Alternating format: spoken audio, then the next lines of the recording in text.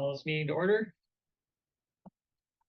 Probably because we do have Mike participating remotely, we should refer to this motion, of which we only have 2 board members. So one of you. I move that Michael Powers request to attend today's meeting of the JMRL Board Technology Committee remotely due to a personal matter, specifically travel, be approved. All those in favor? Aye. All right. Welcome aboard, Mike.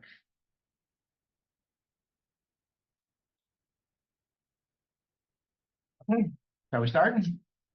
So the agenda that went out is to help guide us today. I think in the past for these meetings, we've had staff do a more detailed PowerPoint presentation, but since we did just meet a few months ago, I think we're just going to have the IT related staff that are in the room kind of go through some updates, what's happening in their worlds, take up the first portion of the meeting, and then get into a discussion about this committee, and then follow it up by IT budgeting. So Kayla, you want to start? Just keeping everybody up to date. Yeah, so for IT related things this year, we have expanded the book locker capacity at Gordon Avenue. We've added on a locker unit to there, and that's very well utilized. We've added the sunshades to all 6 locker locations, and we are working on it's kind of potentially next year expanding it to 2 other locations, Green and Louisa, because they're also seeing an increased need in that. And I'm in the process of rolling out branch hotspots, 1 for each branch to have on hand in the event of going to an outreach event. Sometimes the internet at schools may or may not play nicely with some stuff. So we'll be able to access the web version of our catalog software in order to, enroll students in library cards, as one example. So, and then also as a potential backup if the wired network fails. So those just came in the other day, and I'm also adding a few more in the circulating collection because we are still seeing increased use for that. And then moving forward, we are hoping to get, we've applied for and put out a bid and have received a bid for funding for Category 2 E-rate funding, which includes the replacement of indoor wireless routers, indoor wireless access points, routers, switches, firewall across the whole system in an effort to help keep those up to date. A lot of those, they are no longer supported by the like software support with that. So those are some of the upcoming. Federal. It is federal, so that Okay. we are interested to see moving forward, how that will work, because with this E-rate cycle, we can begin purchasing it. We did the whole bid and awarded it in February, March. We can start purchasing now in April, and the project would need to be completed by September 2026. So this is one where when we do the project, the company that was awarded it, they bill E-rate 80% and we pay 20% of the total cost. So our portion is about $33,000. And that is when we get to the budgeting discussion, one of the things moving forward that if the funding is still there, we'd like to. I think we've only done Category 2 E-rate funding, which is for hardware and things once before, right after COVID. So if anything, there's probably a bigger request this year just because of the uncertainty of where that funding is going to be. So it's kind of the things that we anticipate being end of life in the next few years. If we can get support for them now, we'll do that. In partnership with the city of Charlottesville IT, who work with us on that. Anything else to highlight? I guess Sarah will talk about the integration. I think that was it on my website, or the web portfolio. We are in the process of migrating to a new host vendor. Our last one that we moved to 3 years ago has changed hands about 3 times since, and their support has wavered quite a bit. And to have a more robust server package and support system, we're moving to this new host, and that kicked off 2 weeks ago. And in the meantime, as they're starting to migrate our sites for us, we also made some improvements before we froze the code to the calendar. We had a consultant come and refactor the code that the custom code that does the filtering. So now filtering is more intuitive in the calendar and on the branch pages. It was completely broken on the branch pages. Now it's everywhere, and it's more intuitive, including some content changes based on feedback and staff feedback. And we've just done some other content updates, refactoring and stuff to based on feedback. So all sorts of changes are just ongoing. The migration is targeted to be done by the end of May.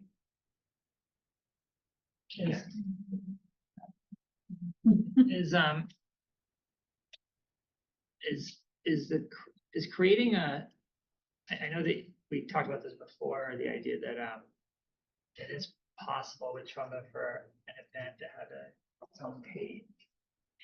Is that on your map, your roadmap? So in the way that we present the content from Trumba, events don't have their own individual page because there's actually kind of no need for that. In the list view, you see all the information. It's a pretty small amount of information listed. You don't need a whole lot. If there's sign up, you can have an individual page for the sign up form and that sort of thing, which staff take advantage of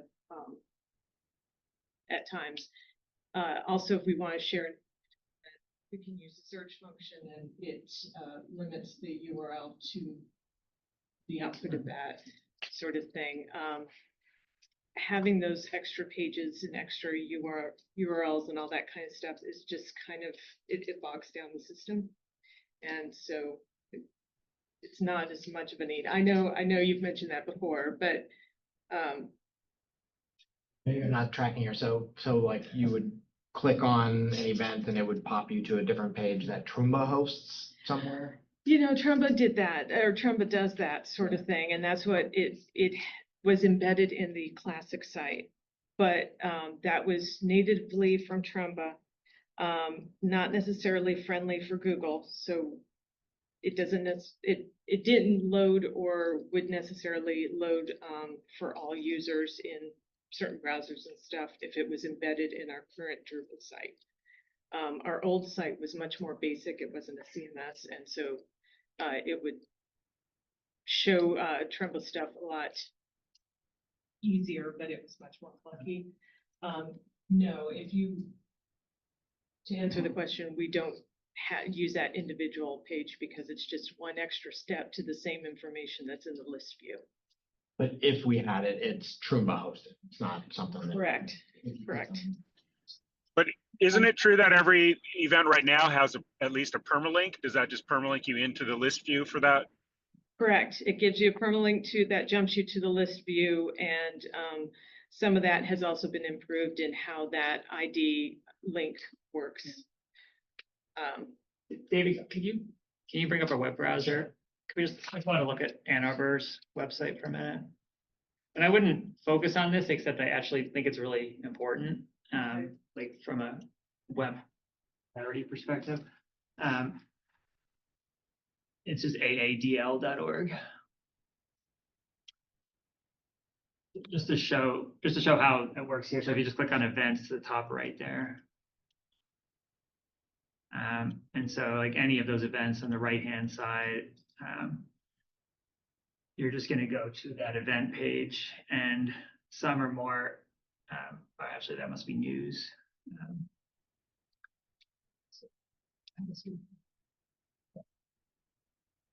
So maybe just click on today, like the 24th.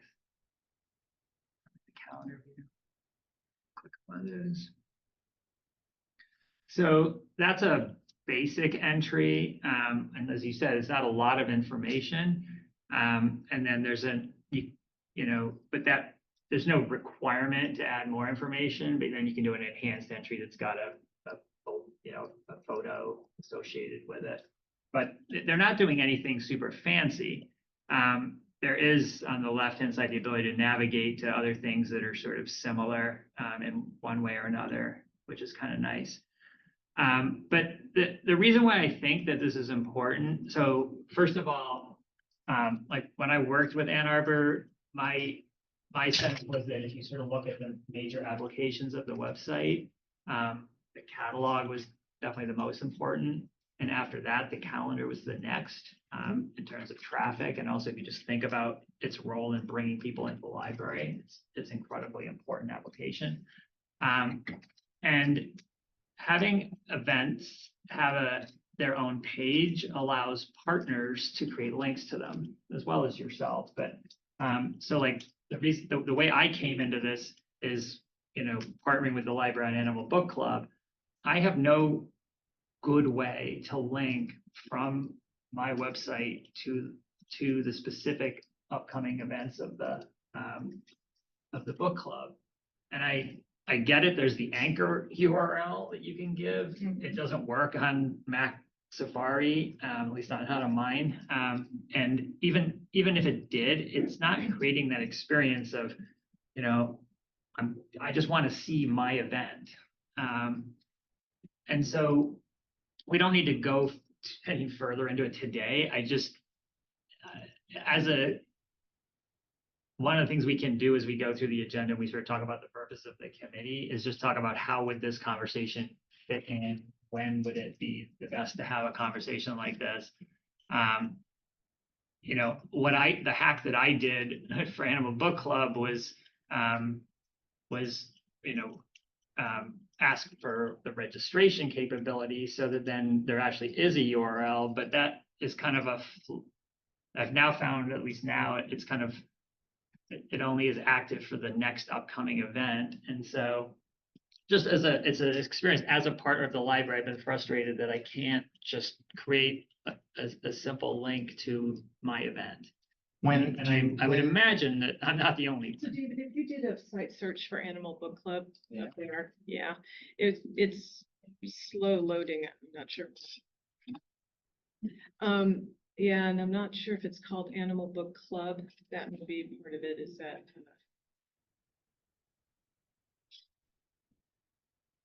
well, there you go, Animal Book Club.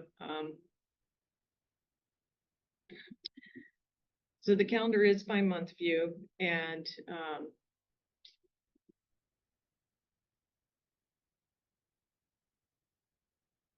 this is the sort of experience that I've had when I've created a link, is like you come somewhere like this and then you're scrolling up and down. Right. And I feel like the people in the club keep asking me, what book are we reading next month? Because they've been here once, but they don't feel that permalink, the ID link is supposed to jump the Animal Book Club to the top.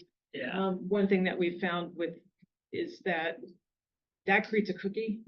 And if you have several cookies within the site, that pushes it down. It's not necessarily the browser. Yeah. It's maybe how many times you visit in a row. Yeah. So there's a little bit of that, and that is a bug that needs to be worked on, and we are aware of that. And for me, it works on Chrome, but not on Safari. How are your settings? Are they the same or different in terms of? I don't know. I just, again, just as an information architect, to me, it's a flaw to not have a page for every event. It would just be to me, that's the simplest, most elegant thing to offer. And there could be difference of opinion. We could kind of hash that out, but that's just me putting it forward as my opinion. And again, I would be interested in what's the proper way, the best timing and the way to bring this up and to think of it in the context of other things that are going on. I'm not trying to say like, oh, do it now or like. Right. I think it's worth exploring, and I'm interested in this, but what I don't want to do is to push down to programming staff that they have to create and maintain content for these things, so if it's as simple as we click on a switch and it happens and, that's fine, then great. But if it's more than that, then we'd have to look at, we'd have to figure out. Right now, what is presented and how it's presented in the website, it's all from JSON feed. So we just get the flat data, reprocess it, and display it in this way. Partially because embedding directly from the third-party vendor Trumba, caused there were problems just doing that through CMS. And as my predecessor left me detailed notes about trying to build this out, she had trouble with Google blocking parts of the Trumba embeds information. So Peter, do you know who the vendor is for, does Ann Arbor did they build their own tool for calendaring, or do they They use it? probably built their own, like knowing them, but yeah. it could be a calendar plugin module in Drupal. That would just mean Yeah. rebuilding Yeah.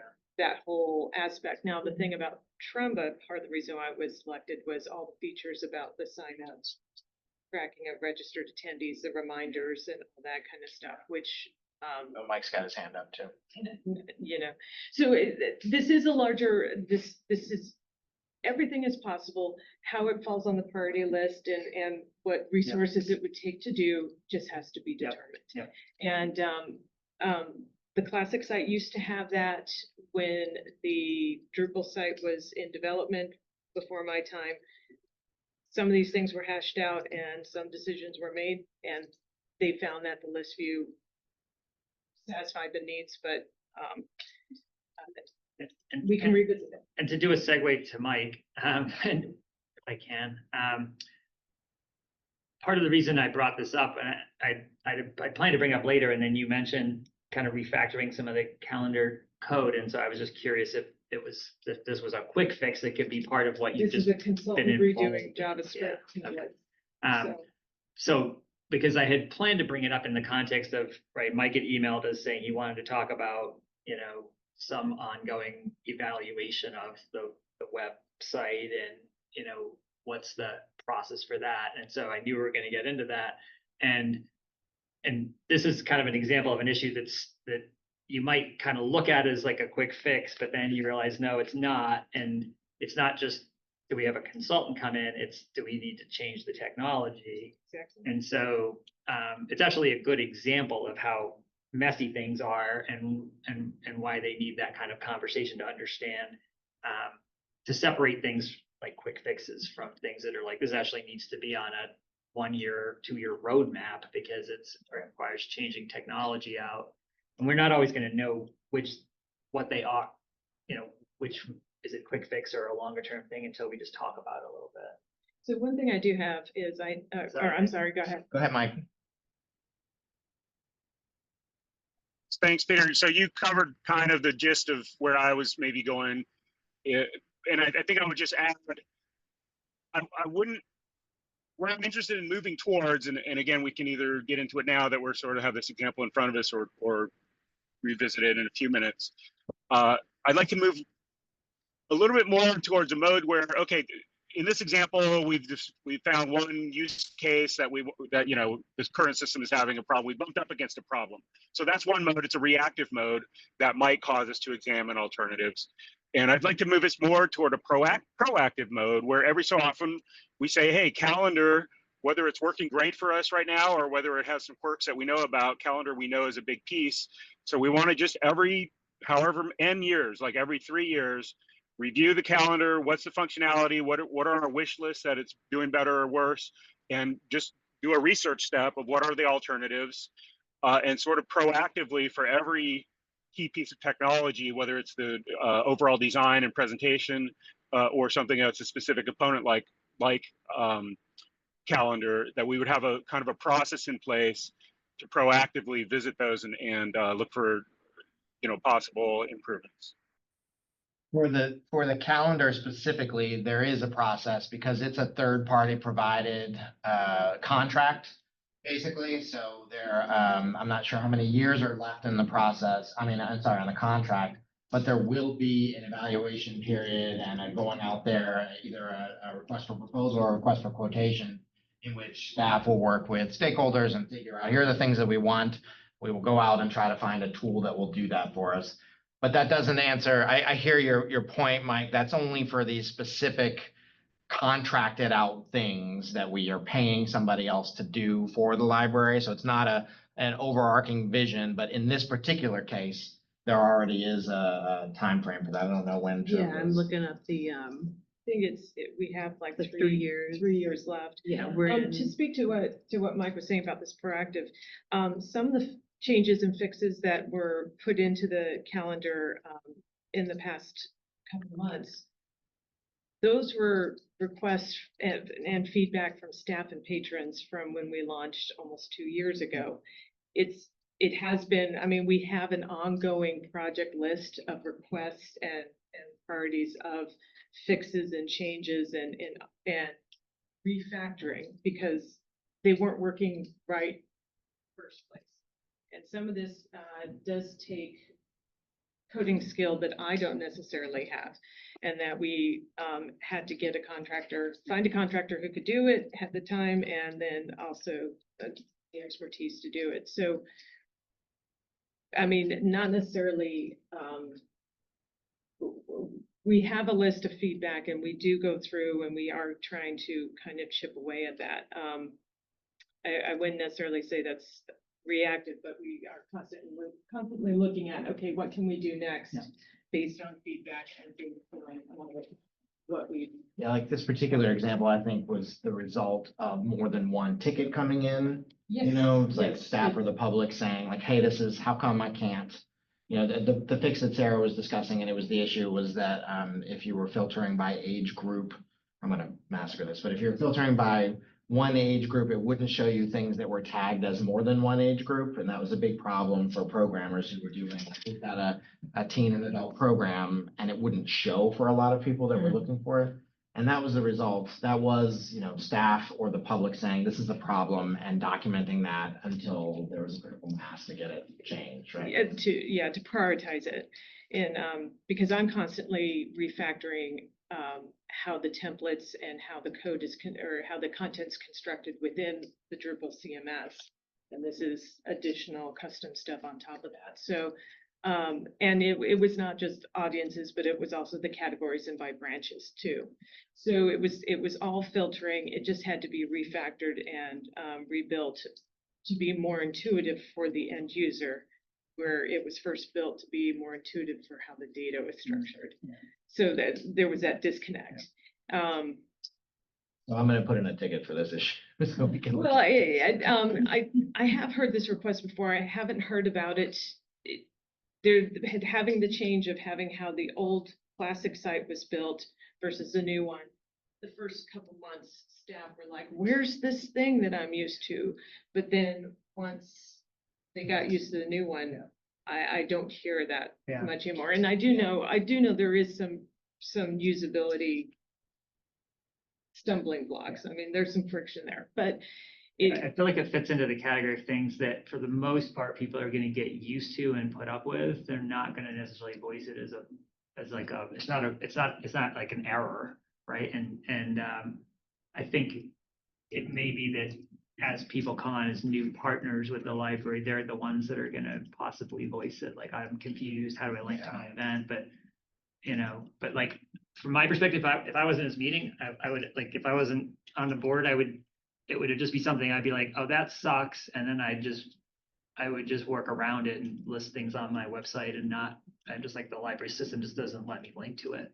And so my hypothesis is that if you were, you know, and again, I totally appreciate that there's technical difficulties so it's not an easy fix or anything, but like my hypothesis is if there was an easy way to link to individual event pages, that more partners would do so in social media and on their websites, and that more people would show up at events. Like, that would be something that we could track. Yeah, I'm interested in this. I'm interested in the idea. We'll talk about it. My initial concern, and maybe it's not even really an issue, is the fact that we have staff creating content and programming across the regional library system. And we've had a hard enough time trying to standardize language and like make sure you include the dates and times and age groups. Getting them to encourage partner organizations to link to somewhere in JMRL, link to the calendar page, link anywhere, because that's kind of a step that they don't think about in terms of partnership is make sure you cross-link with us. And I'm trying to get them to cross-link out. You know. I'm hesitant for something though I know that we also have staff that will, because they care so much about a program that they're working on flyers for these programs, that they will spend, like, the more avenues we give to put work into this, the more they'll put into it. So if you say like, okay, well, here's a web page now, are we gonna have staff that are then gonna feel like that needs to be? I think you still consider it a calendar entry, and it's like Ann Arbor. They don't do a lot of fancy stuff. It's like there's the basic page, which has no more than JMRL has, and then there's the enhanced, which has an image. I know some staff will love it though, because they want to share images that are too big or not going to work or they've got a brochure or a flyer they've already created that they could then. Even in Trumba's native thing, they resized it down. Yeah. So there's a. Yeah. So it's not necessarily like it filled the whole page and made a whole page sort of thing. I mean, it's up for evaluation. There is an already natural timeline for evaluating the third-party vendor calendar, which we also can accelerate. I think that's. We talked about Yeah, 1-year renewals, and we have up to like 4 remaining. So I'm kind of hearing two things. So I'm hearing, Peter, you brought up, here's an issue that I'm interested in just as a member of the public and whatnot. And so I'm also interested in that. I'll put a ticket in, we'll talk about it. And then there's the overall issue of like, how do these get raised and how do we organizationally approach them? And if you were not sitting on the board, as the chair of the technology committee, like how would you raise this information? So I think Sarah gets a fair amount from the public submission. I do. I can't do this, I can't do that, and some of them get worked into the workflow and get worked out, and some of them. Well, they all get added to the to-do list. They all do. And some of them get prioritized for how quick and easy the fix could be, or if it's part of a reevaluation of the entire tool. Yeah. So that's exactly how they get. And the ones that are more complex, like the ones that are not quick fixes, but that might have value, right? Maybe this committee is a good place to bring those to say, I don't have time or resources to fix this right now, but let's just put it on the. Well, like I say, this filter fix was 2 years in coming. Yeah. So, I mean, it was a very complex thing to do. And it came to the consultant that we used stopped being available a year ago and then became available again. So we took advantage of her. I guess to refine what I said, if you feel like you need more budget in order to do something like that, those are the things to bring here and say, I'd love to do this. Exactly. Being a team of one. Yeah. Mike, It's just that. Mike's got a hand up. Thanks. Yeah, I would just echo that I would prefer that we don't feel resource constrained for important deliverables just by the in-house staff that we have, because I know, Sarah, you're super busy with a wide range of activities, supporting existing staff as well as making these trying to chip away at these sort of incremental improvements. So I am happy to hear that we expanded our reach by getting the consultant in for this one fix, and I would just like to encourage that mode. But again, it goes to process and what Peter was kind of pointing out. How do we identify the situations where there would be value in expanding our capabilities, with some budget allocation? And it also, I think most of us know this, but it doesn't have to be, in my mind, a annual budget line item that we plan for a year in advance, because we do have these.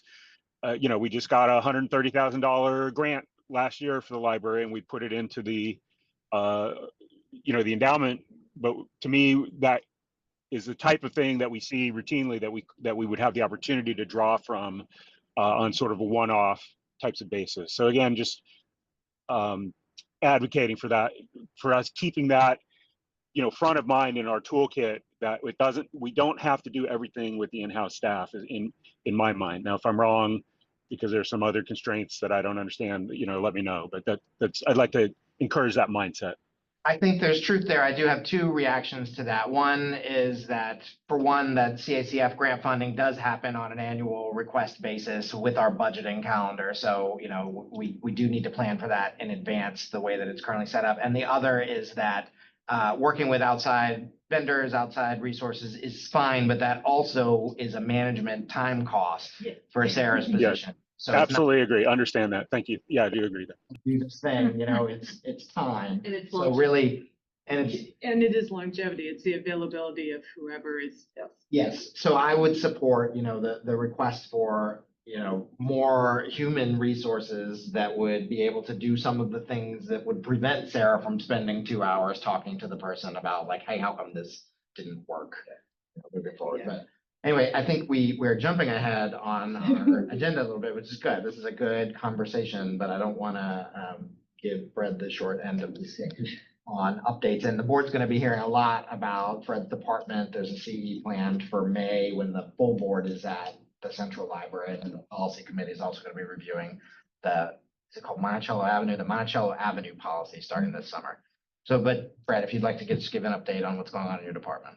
Yeah, so because we're having that like larger board CE next month, I wanted to focus on some of the stuff that came up last meeting, which is honestly the core focus, honestly, of like workforce development and retaining skilled staff. Since we last met, I know we had that big push to move up to $15 an hour, but that means that if you're working 25 hours or at $15 an hour, that's less than $20,000 a year. And maintaining skilled technical staff at those numbers is infeasible. And even with the 7% raise going to be input this year, that's 21,000 annually. And I think one of the things that comes in, and it kind of came up with the like, oh, can we contract this out? Can we have like in-house staff? There's like lots of really cool technical things that we want to do to make like both the patron service better and like our staff experience better. But it's just currently unsustainable for retaining talent that can do like technical tasks like and a reasonable time frame. And training takes money and retention. And I think the way that we drive our mission forward is just we're seeing it, and when I'm reposting that position, and then coming back and saying that they're not able to afford to take that pay cut, even though they're very like attached to our mission driven work. So there's lots of fun stuff that's happened since we last met. We had like AI programming and, you know, we have like new technology and it's like exciting to talk about all those things. But I think that especially in light of what we were just discussing, I think that is a really important update to add to this overall conversation. Okay, anything else? I think that's okay. I think we've kind of moved on as a group, so I want to let us like naturally. Did we get to the end of your update, Sarah? What I can say is that there is a project list that's very detailed of the main projects that I'm doing for web portfolio. In the intranet, it's the DSC projects for 2025, and there's a detailed list for the blog, the Drupal site, internal web applications, intranet content, and intranet build out. Classic is being decommissioned next month, so Makes me nervous. no, it shouldn't. 2 years after launching to our new site, we're finally retiring our 25-year-old Classic website and Classic intranet. I am taking it offline. I mean, 25 years, it's pretty incredible. So the link is there to that document. It has all sorts of details about everything that is ongoing for this year. And so I took January and I just planned the year based on priorities of feedback and whatnot. And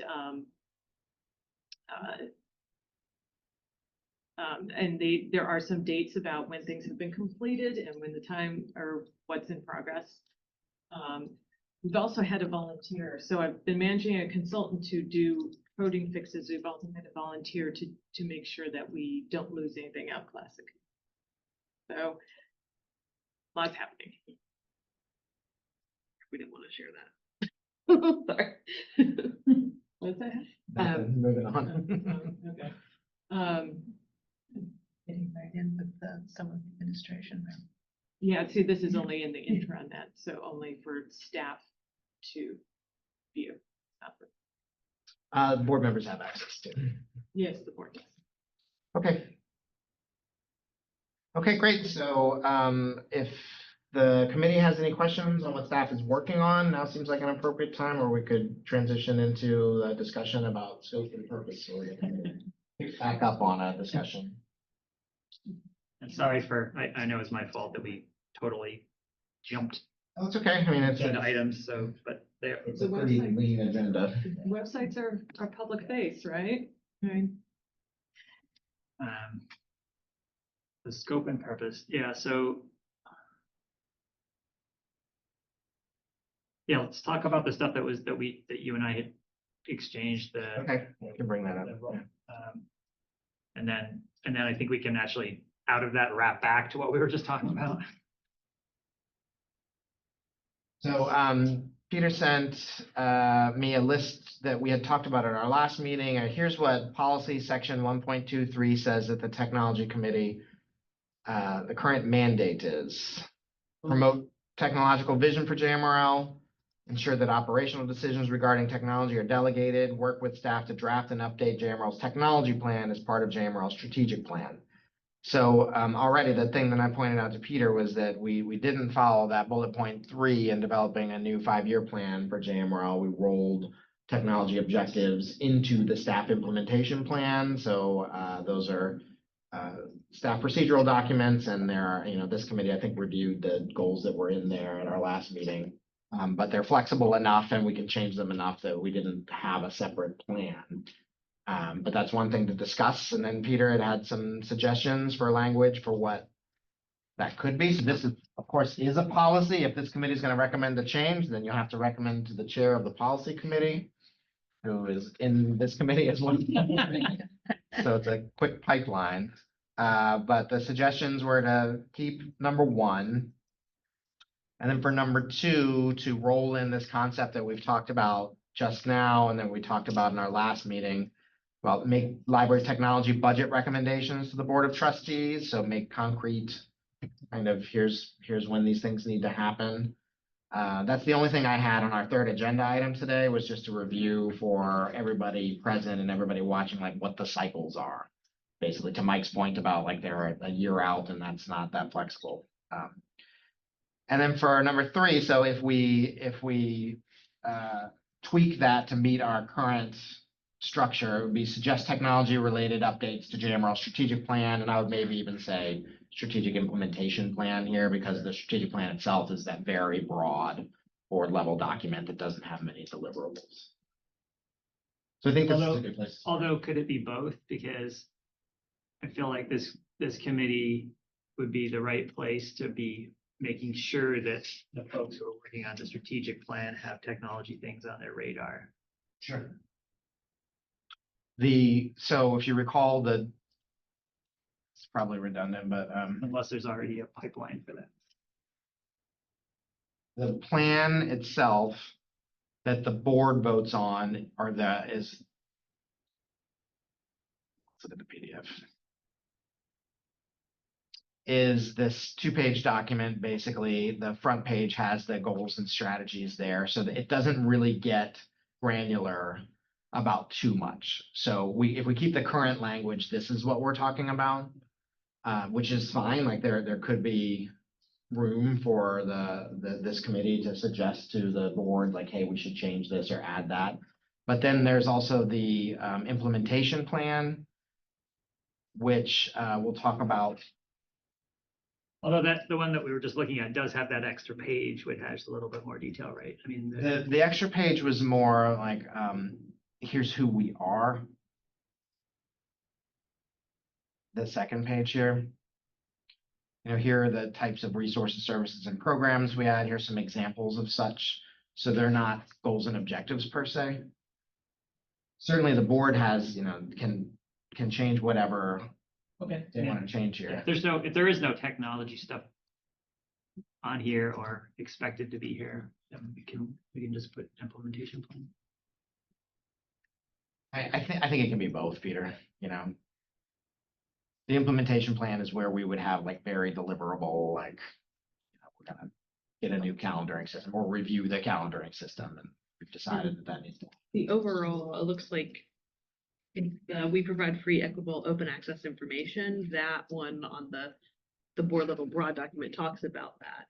Adopt new technologies to meet the changing needs of the community. And then, Yeah, very broad. yeah. It also vaguely mentions digital literacy, for instance. I feel like if the most sensible pipeline for the library technology folks who are in this committee to like make sure that their sort of needs or goals are reflected in the strategic plan, it makes sense to list both. Like, unless the strategic plan folks are going to reach out to you all separately. Well,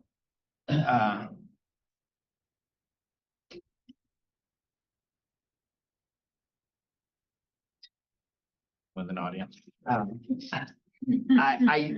To me, yes, I think both make sense. And I think that this committee, if we get some momentum, we're starting to get start meet regularly, and then, have a pipeline into the strategic plan, that makes perfect sense. But it's the implementation plan where I think it's more likely that we would come up with an idea. Yeah, that's what I'm gonna look at to say, oh, okay, like what is, like Sarah just showed a very impressive list of here's what I'm gonna do this year. Like I'm looking at this strategic implementation plan to say, here's what needs to be done this year. So I think it's more likely that if we want to get things done, that's the place to.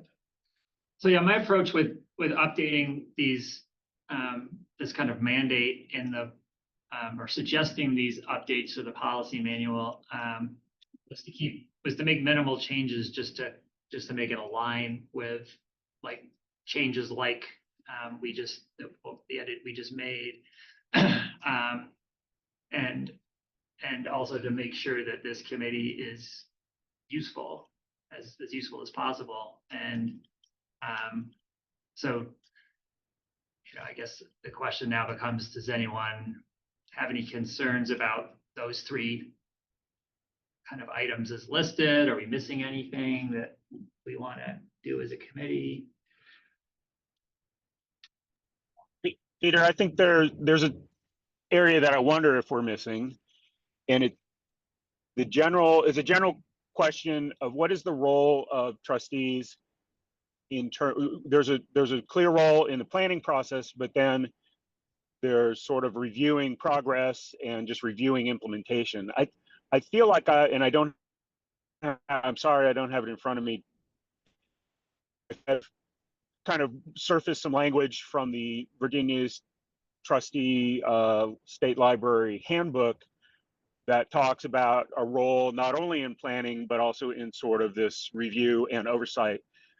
So to the extent that I don't feel like we do a lot of that at JMRL, and that's something I brought up in our board evals before. I feel like if I'm right that this described in the state trustee handbook, that it's something that the 5-year committee, for example, should be doing on the overall level.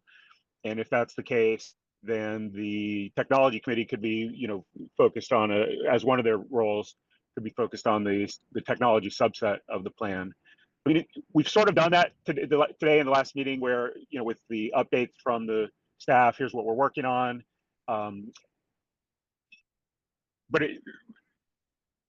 you could approach that from the perspective of reviewing it from the strategic plan, and here's the time. Oh, you were doing so good. We just lost the last 10 seconds. In the plan.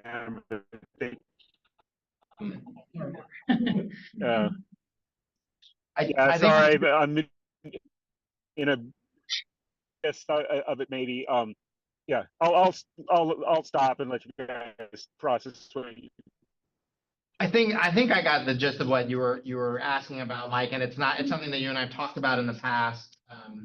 And it certainly the board has discussed, like for instance, on Monday, the board is doing their annual review of the strategic plan, and it's going to focus on the goals that are due now for the implementation plan. But so I think what you're discussing in terms of what Peter is proposing here is adding some language about review to that third thing. So not only saying like, oh, hey, here's a thing we should be working on, but also saying, hey, where, are we successfully doing what we said we were going to do, or do we need to change that? The implementation plan is a staff document, it's procedural, so we can make changes that the board has endorsed it, but we can adjust things, and we're going to have to adjust things over 5 years. There are things that we say are going to be done 4 years from now that when we get there, we're going to say, oh, we don't need that anymore, or that has changed, or this or that. So I think that would be useful too, to have input from this group on, here's what we thought in 2024, and here's what the reality is. So like, could point number 3 be something like review ongoing and upcoming projects and suggest, because that's sort of, those kind of go together in the sense that we shouldn't really be suggesting updates unless we have a sense of what's going on as a whole.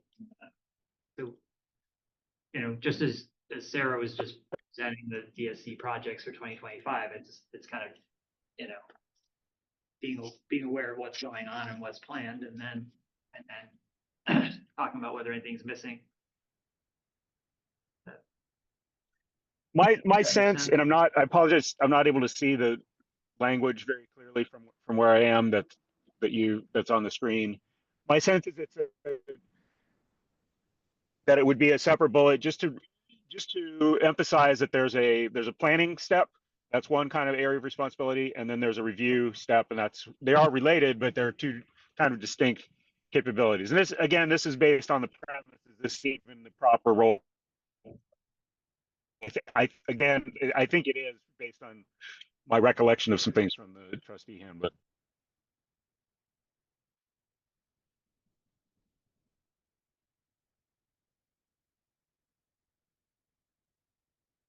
I just don't, I would wonder what that bullet would say, like, what are we reviewing here? Because it's certainly, the strategic implementation plan gives us something to review. I don't want there to be on here like Sarah's workflow is under review by the board's No, technology. in practice, I think it would be the implementation plan. Hey, we identified based on the strategic plan, these are the steps that we need to implement, and here's some time, and just where we, you would go bullet by bullet from that. Here's the time frames here's the things that we said we would be able to do in this time frame, or we're going to hit some of them, and some of them were not the reasons for that. And then, as you said, I very much agree that some of those items become stale over time, or just technologies change and new things need to be added. But yes, I think in practice it would end up being the implementation plan that which is what ties back to the goals in the strategic plan. So to me, I think that gets accomplished in one line here, something like review and suggest changes to the technology related goals and something like that. Yeah. Ultimately, Mike, this will come back to, this is a policy, right? So this will come back to the policy committee. I would like it if the technology committee had something so locked up that it could just go to the policy committee. They say, that sounds great.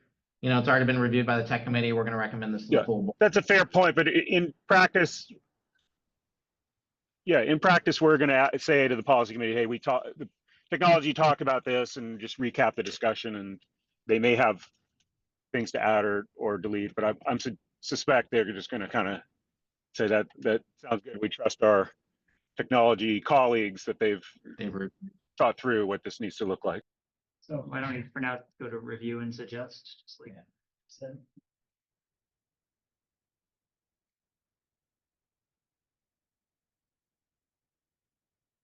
Charming. I just say review and suggest. Keep it short.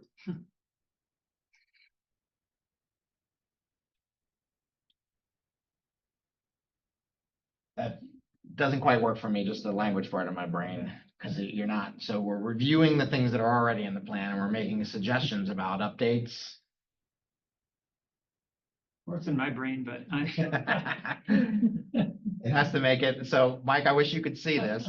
Yeah, just the word identifies is in my brain of, we're just identifying issues where adjustments need to be made either in planning or priorities, or it might be, hey, we're behind on implementation goal X, and that's a good signal to us that, well, we can't do it in-house. So we, as just as an example, that might be a way that we've identified, okay, let's pull some other resources in. I kind of like the updates in there because it's more open-ended than the words that were just suggested.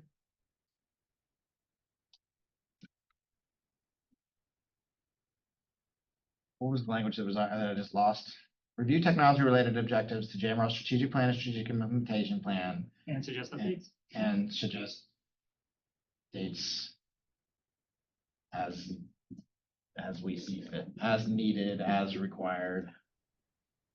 No need for the ads. No as. No, it's updates like because that. it leaves it Adjustments open. and or updates. I think some of this could be an email after the review after the fact, since it's not, we have no action item for this. The action item would be in the public policy committee meeting. I guess So my thought yeah. was it's worth trying to talk about at the policy committee meeting on Monday rather than wait till June. But if there's still some wordsmithing to do and not having everybody's eyes on it, then there's no rush as long as this committee is kind of in agreement about here's what we want to do moving forward. That's what I'm thinking. Yeah, as I well. don't think the board president's gonna shut the committee down for not following its, I don't know, not following its mandates. The word mandate is pretty strong too.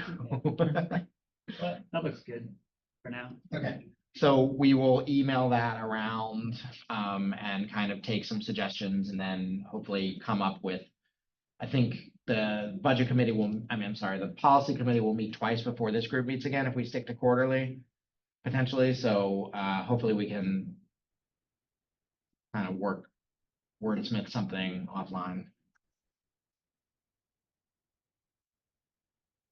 Is there anything else that, under the discussion of kind of scope and purpose? I think this is good because it helps focus, Yeah. what we're gonna do. Were there any other thoughts, dreams, aspirations?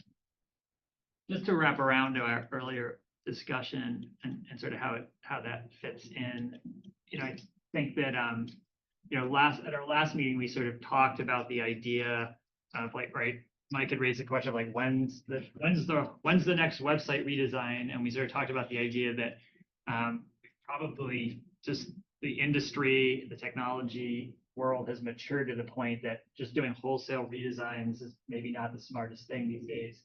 And that it's more of kind of looking at it, first of all the kinds of things that are on your project list that are coming bottom up of just like dealing with actual problems and so forth. But then I think what Mike has been sort of getting at is the sort of idea of at least having some kind of plan, some calendar for periodic reviews of elements, right? Like that, to me, it would be sort of breaking the website down into, elements that are worthy of review.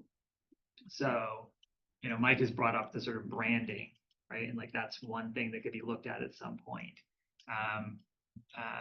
What I'm bringing up with the calendar is more of a user experience, kind of in the user experience category, right? And it's like, we don't need to decide this right now, but it's sort of the question is, what is the calendar for kind of the library looking at, how do we feel about our user experience, and do we want to do a kind of a review of the overall user experience, and then if so, is that something we want to do internally? Like we have the resources and the energy and time to do it ourselves? Is it something we want to outsource? And I completely hear you on the issue of like even just hiring someone to do a review of the user experience of the website is time consuming for staff, and also is not going to be cheap to get anyone to do it well. But it's just a question of like, what's the plan for that? So not prescribing, but just sort of asking or saying, where does that fit in, kind of looking at our at our sort of plan for the committee, how does that kind of what Mike's calling proactive stuff come in? I mean, I think it fits in with the third bullet Mhm. there, because there is a staff implementation plan objective that deals with this specifically. Peter, I would just chime in on one aspect of things. Just to me, there is a role period with some frequency, which doesn't mean every year.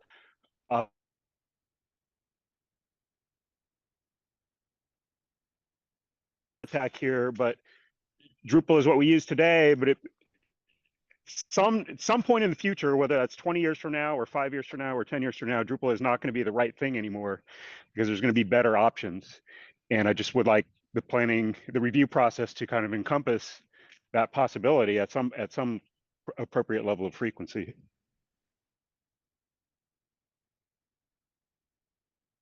The goal and the KSIs related to it are continue to improve JMRL's website and catalog experience. And it's left pretty open, left to folks in this room. Yeah, I think we would. So yes, there is a board level role to evaluate what we're offering to the public. But then there are staff level decisions that need to get made about what tools we're using, how to best select those, that I wouldn't want staff to be making decisions that the board doesn't agree with, the whole board though, as a whole, not individual members of the board. So we talk about this line quite a bit between, you know, what is the board's role and what is the library director's role, and then the library staff is reporting to the library director.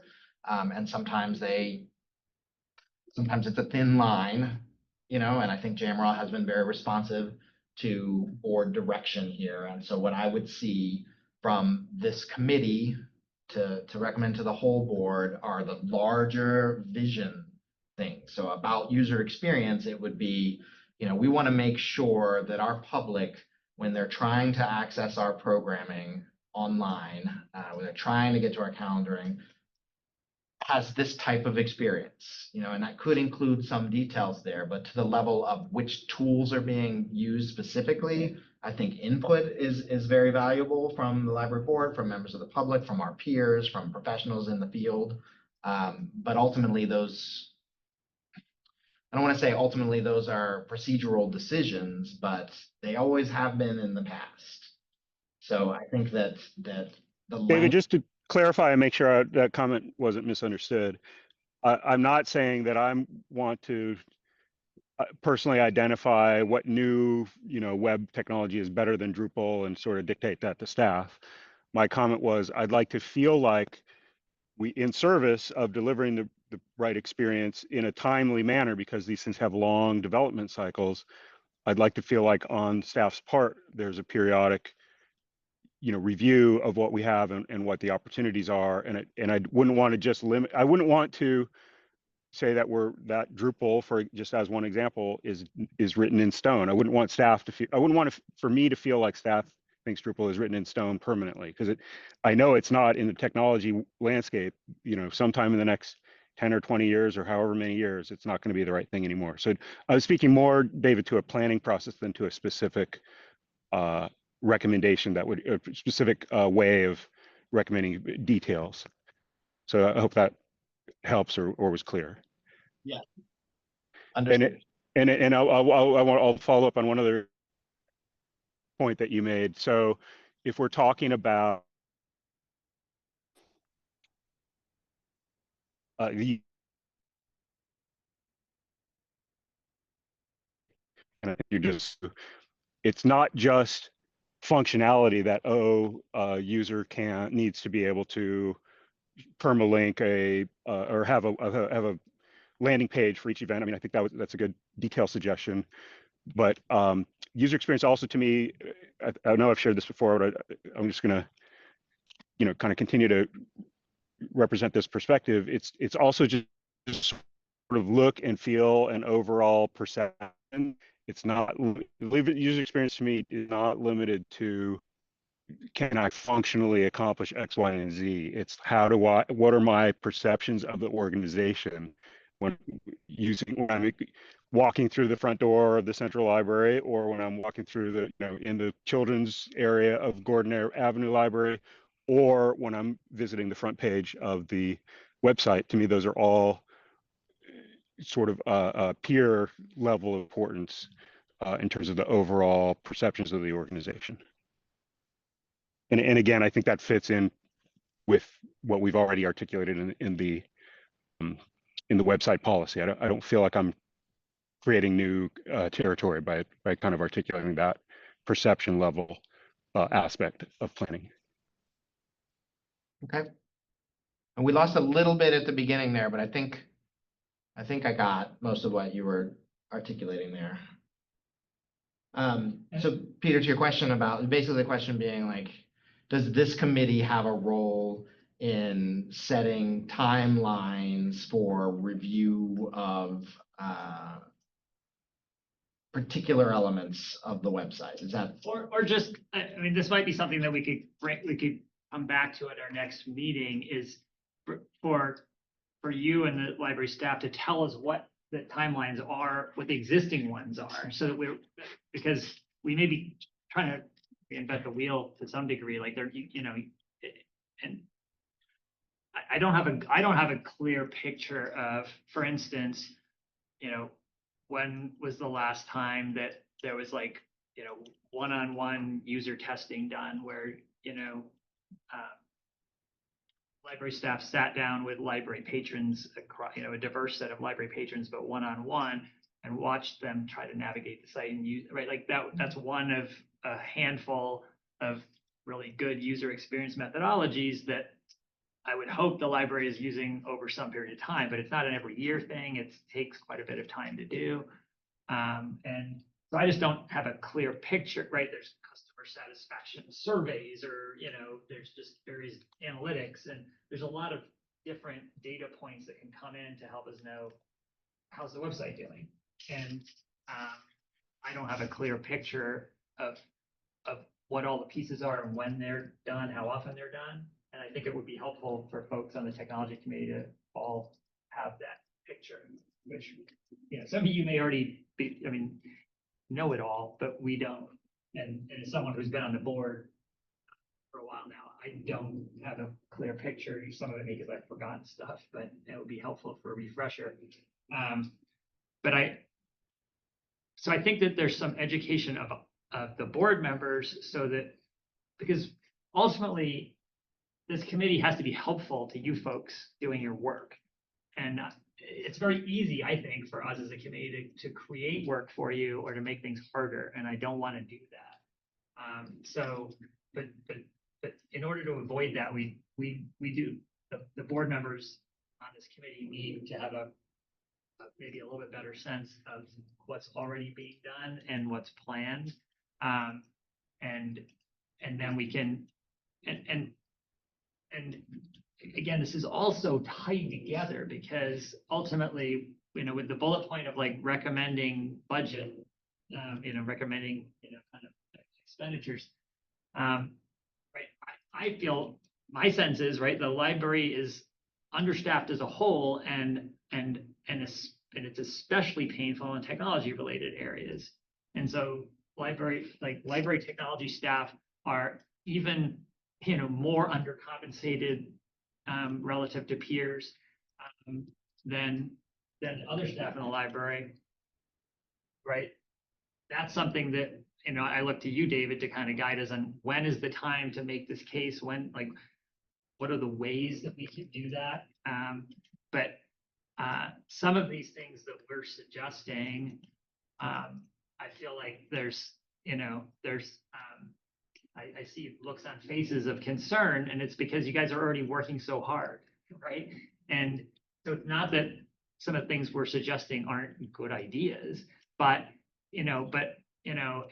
it's in the context of like, I'm already like working harder than I should be. There's going to be resistance to that, and so we have to figure out how to untie that knot of, right? Can we figure out how to budget for another role that will help so that we can do some of these things. So that's to me where it's all, and if that's not realistic or it's not realistic this year, then we should just focus on the stuff that's helping you guys with stuff that is, you know, at the top of your priority list now. So that, you know, I guess as the chair of the board, what I want to make sure is that we are guided by what's going to be useful for you folks doing your job and not making your jobs harder. So please push back and give us feedback if we're not, you know, doing that.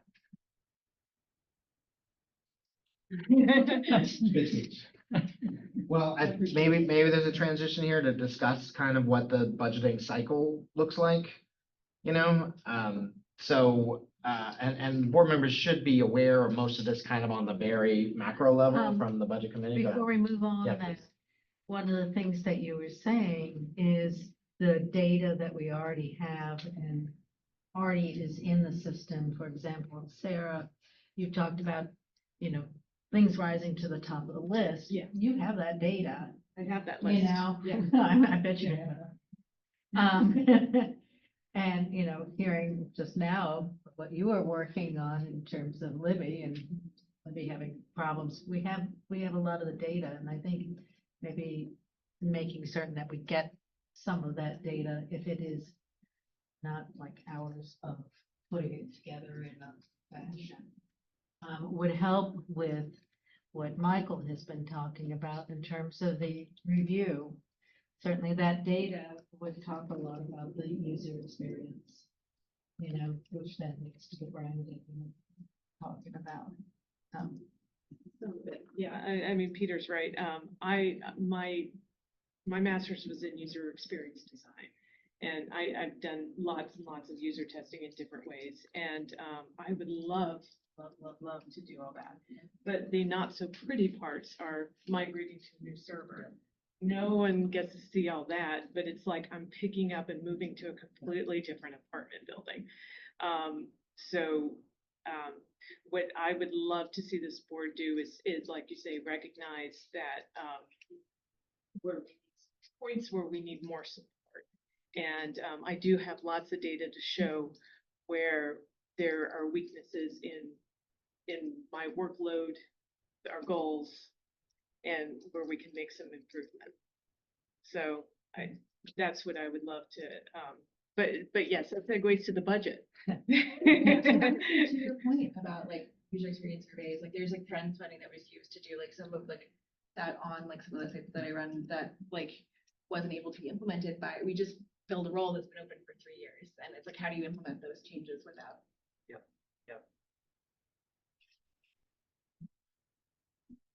Okay, so, well, I'm just thinking about what Martha just said. I mean, Sarah does report to JMRL's managers every month, just a breakdown of like raw, like ticket data. Just like, these are the things that are reported to me that are not necessarily part of my workflow that I have to work on. And it's, you know, hundreds of things every month. So that might be, and you've shared some of that with the board before in the past too. Yeah, but I mean, I do have that data to talk about where my position as the web manager could use support, especially with like the channel folks, staff, man hours, and that kind of stuff. And that's where, you know, where's my time spent?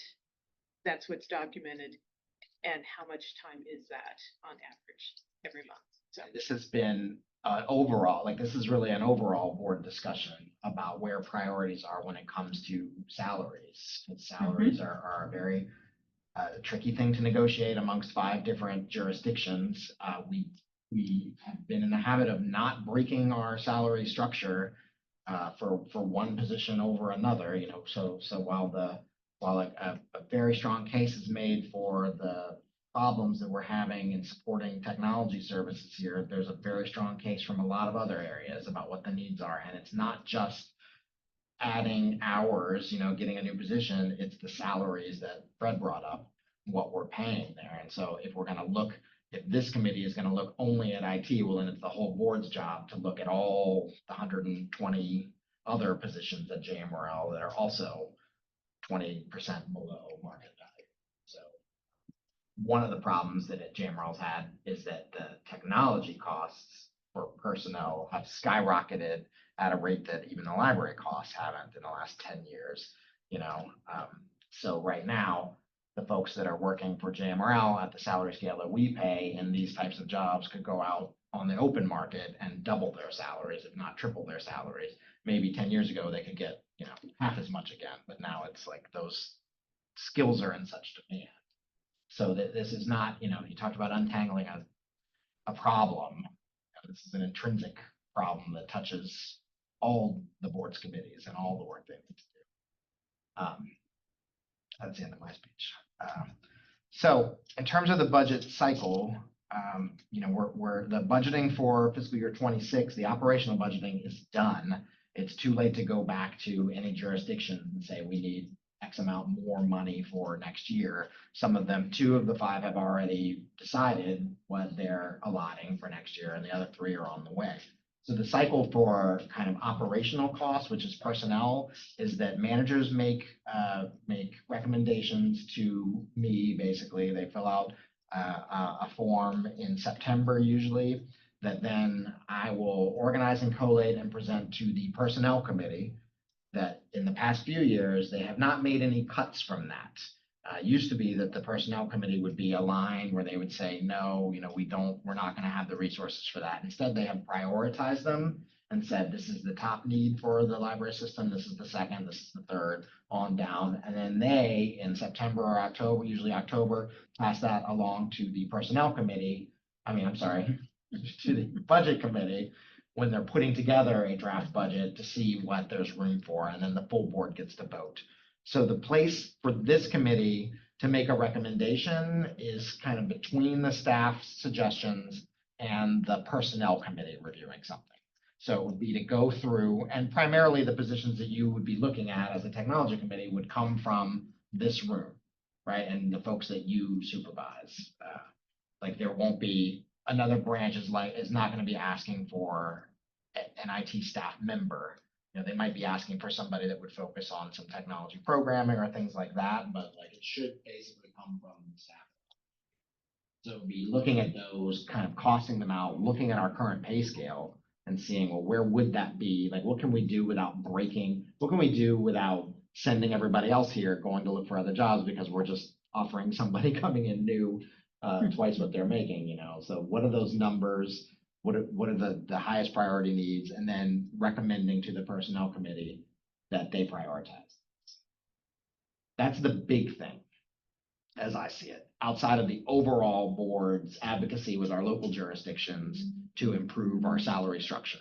And what we have told JMRL as a whole, what we have told our jurisdictional partners over the past few years, that we're not looking to add a lot of new positions and services until we get our salary structure fixed. You know, managers have heard that from me, and they have been probably, not that it's a chilling effect, but it was intentionally, hey, we're not looking to add a bunch of hours till midnight. You know, we're not looking to add new, I can't think of any new services that would require a bunch of people that we're hiring at a pay scale that's not equitable. So the full board is going to have that discussion about like where the balance is between knowing that we need to pay our people better, but also knowing that we need to grow if we're going to continue to offer the services that people are expecting. And they're expecting a lot. So all that happens in the fall in a very short period, kind of between September and November, really. And that's where I think the biggest window for this group to be effective is. The other budget cycle is in the spring, where managers ask for equipment. And a lot of that, the budget committee will be meeting in a few weeks. And I think, well, you're definitely on the budget committee. Peter, are you on the budget committee as well? I believe so. So you'll see a list of here are our IT equipment needs moving forward for next year. And that the board will talk about and vote on before June, and that stuff will start buying right away. So there are kind of annual costs that come from Kayla that'll be like replacing, you know, hardware that's end of life or replacing these things. And then there will be new ideas. Some of them we will ask the friends for support for. You know, if it's a project and it could be a technology-based project, what we're looking for Friends Endowment support is one-time costs, so that's a little harder these days with technology than it used to be, but like the lockers are a good example of that. Even though there are ongoing associated costs with those, probably $10,000 a year, somewhere. 11,000. $11,000 a year of kind of support there. The hardware itself, which was, that was, those are big costs, that the Friends of support. So the board will see those requests starting in the next few weeks, basically. And the book vending machine. And the book vending machine, exactly. It's the same way. It came from Grow Nelson Library fundraising that they did, but there are also ongoing support costs for the software there. And I'm sure there are going to be hardware costs moving forward because it's out in the elements. These all are, like, things will degrade faster. Or randomly open, like the one in green. Yeah, I don't know if you heard that, but Oh, a couple weeks ago, all the lockers just popped open, including the panel that had the CPU behind it. Yeah. They did some wiring checks and it's fine now, but yeah. Point- But it sounds like in advance of that rushed time of budgeting in the fall, that the board could have a conversation around whether or not there's energy for adopting a more aggressive stance regarding staff compensation at the library as a whole and/or, focused on the IT folks, but, I mean, I guess when we've talked about this a little bit in the board before and, but we've never really had a discussion around what would it look to push harder than we've been pushing. And that would put you in a difficult position because you would be the front line of pushing, but. Well, we'll put the board, it's not just me. Yeah. And I can tell you, I know what will happen. And it's gonna depend on each jurisdiction, Yeah.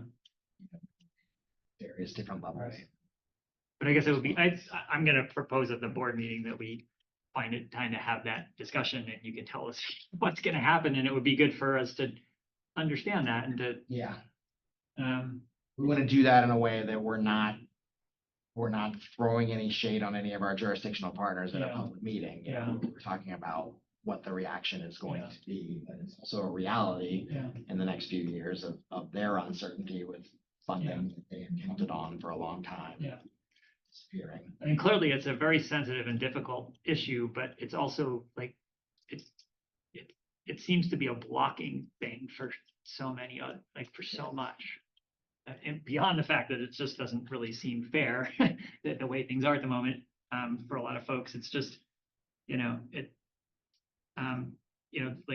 it comes to a head in a committee like this, where we're talking about, where that first bullet point is like, promotes a technological vision.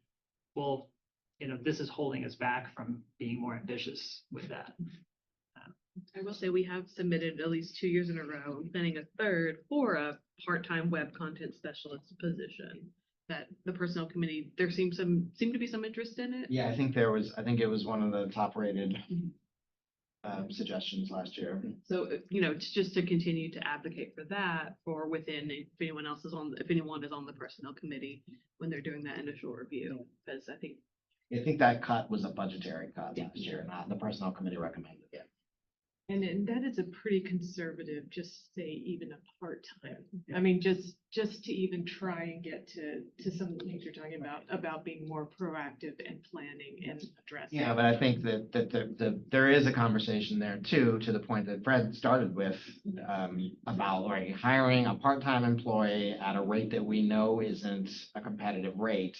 You end up spending 2 years training new employees because you're just cycling through folks, so. And that's like, it doesn't harden our technology infrastructure to like have that level of like turnover, right? And you don't like make movement on these larger projects that each person has to Redo it. and so you're sort of moving at a snail pace because you have to start from scratch every 6 months. I think, Peter, I would say too, what are the roadblocks there? Like all the staff at all 5 of our jurisdictional partners are well aware and have heard myself and the trustees that they work most closely with talk about pay scale problems for years. And they have their own pay scale problems. And I understand that JMRL is always going to lag in our jurisdictional partners when it comes to salary. They are always going to be a step ahead of us, right? That's okay. That's the way it's been. What we need to be is with our peers across the state. We have fallen far behind our peers in areas that don't have the funding that we do. Now, Charles Albemarle view, not necessarily a green Louisa Nelson. So that's the difficulty of the whole thing, is moving monolithically amongst 5 units.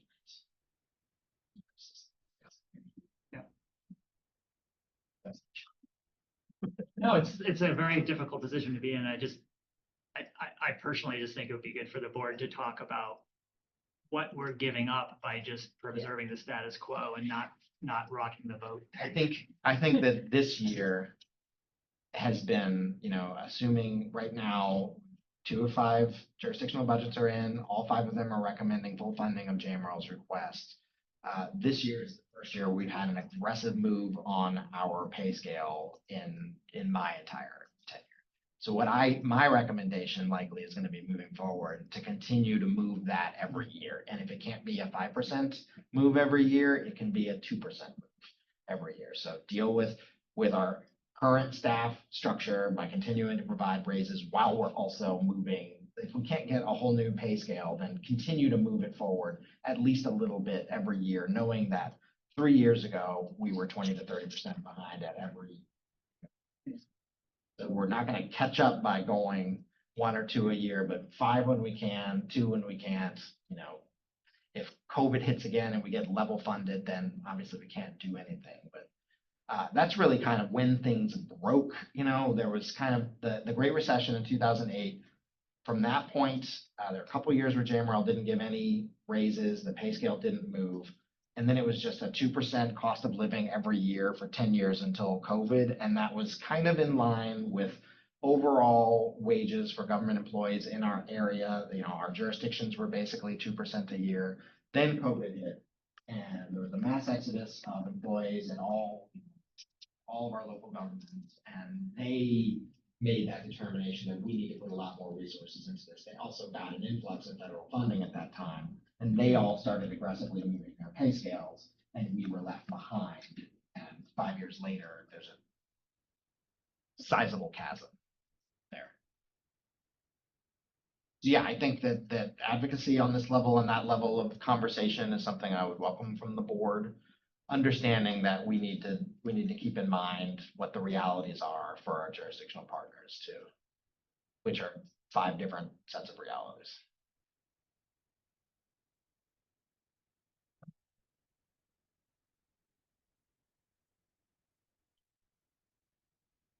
Thank you, everyone. That was a good, that's the second meeting where we used our whole hour and a half, and good discussion. Do you want to, so last time we kind of set this meeting at the last meeting, and I think it caught some people by surprise because we'd set it so far in advance that, I don't know, it might make more sense to set it in a month or so. Or Yeah, that sounds good. Yeah. And in terms of reporting to the full board, Peter, you ready to do that on Monday? Just say, here's what we talked about. Yep. In terms of scheduling a conversation on the level of what we just talked about, you could bring some of it up in the report on Monday, and the Monday agenda is pretty set, but then we could find time in the next few months to just talk about where we are. I guess meeting's adjourned. I have a gavel for you. That's okay. Thanks, everyone. Thanks, Mike.